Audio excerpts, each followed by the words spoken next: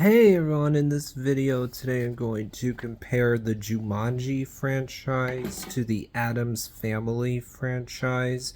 First of all, we look at the highest Rotten Tomato score for each franchise with Jumanji, both Zephyra, the space adventure, along with Jumanji 2, Welcome to the Jungle, have a 76%, which is a really good score that's certified fresh. Both of them have the highest score for this franchise. Then when it comes to Addams Family, the highest score is actually 75% for Addams Family Values, the second of those live action movies from the 90s. So Jumanji wins this round by literally 1 point.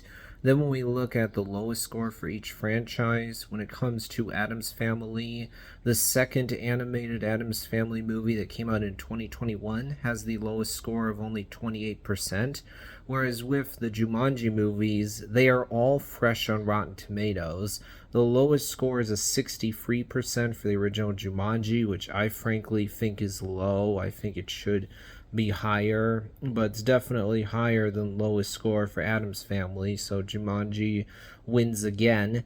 Then when we look at the average score, you can tell by now that Jumanji has a higher average score because it has an average of 71, whereas Addams Family only has an average of 49, so Jumanji wins again. Then when we look at how much of a disparity there is between the lowest and highest score, you can tell that the gap isn't very big for Jumanji, because the lowest score is 63, highest score is 76, so only a gap of 13, whereas with Addams Family, lowest score is 28, highest score is 75, so you have a gap of 47 there, so Jumanji wins again.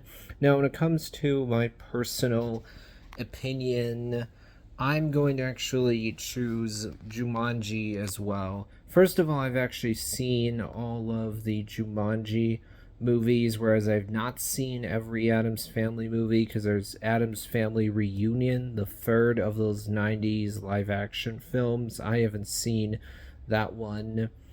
Also, I like the idea of Jumanji about either this board game that has magic to it or a video game that has magic to it. I think that's pretty interesting. I'm a big fan of those first two live action Addams Family movies from the 90s. I think they're really good. In particular, Addams Family Values does the best job, I would say, of delivering what I want from a movie in this franchise. It has the bite and teeth that I want from an Addams Family movie. It has edge to it with the dark humor present. Because you have Wednesday trying to kill Pugsley. That's one of the running jokes throughout the whole Addams Family franchise in both the movies and the TV shows. That Wednesday's always trying to kill her brother, and the parents, Morticia and Gomez, are very nonchalant about it. It's like, oh, hey, Wednesday, you want a knife that you're going to use to kill your brother? Oh, here, just take a knife. It's no big deal. Also, hey everyone, we got this pet we'd like to introduce you to, Kitty, who's actually a lion. Yeah, we all have a lion walking around. Whatever, it's no big deal. He's just Kitty. It's no big deal. And with Addams Family Values, you also have Wednesday and Pugsley trying to kill the baby. Morticia and Gomez have a new baby, and so Wednesday and Pugsley think that the new baby is going to take up all their parents' attention. So they're just like trying to do all these different things in order to get the baby out of the picture. You have Uncle Fester falling in love with this lady, but as it turns out, oh, she actually just wants to kill him. And I actually watched the two animated Addams Family movies just last night, as a matter of fact. I like them both. I'll say with the first one, it does feel odd when by the end of the movie the villagers actually accept the Addams Family. It's nice to be sure, I would say, but also it's like, oh, usually in this franchise, the whole point is that, oh, the Addams Family aren't actually accepted by a ton of people because they're so weird. This one goes in a different direction in that regard.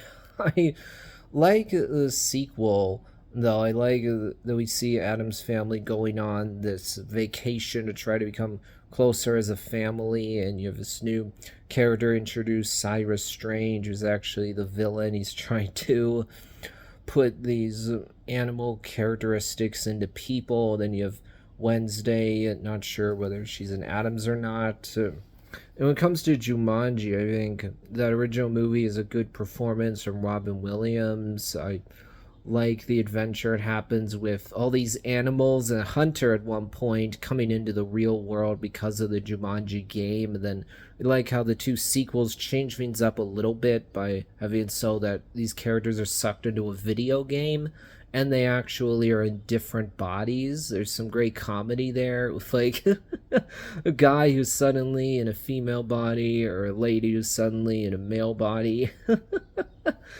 And I like that Zephyra is a spin-off. It's kind of similar to the original movie because you also have a board game that has magic to it. Difference is that you have a board game that's themed around space. So suddenly these kids find, oh, our house is suddenly flying around in space. And you have these brothers that really aren't getting along at first. They bicker a lot, which isn't that uncommon for siblings. But as the movie goes on, they mend their relationship. That was really nice. Plus, this movie has Josh Hutcherson. He's an actor that I definitely know from being in Firehouse Dog as well as Bridge to Terabithia. Well, that'll be it for this video today. I think it's impressive with the Jumanji franchise. I've enjoyed all the movies. There's not one of them that I think is a lot weaker than the others. They're all about the same level, I would say. Bye, everyone.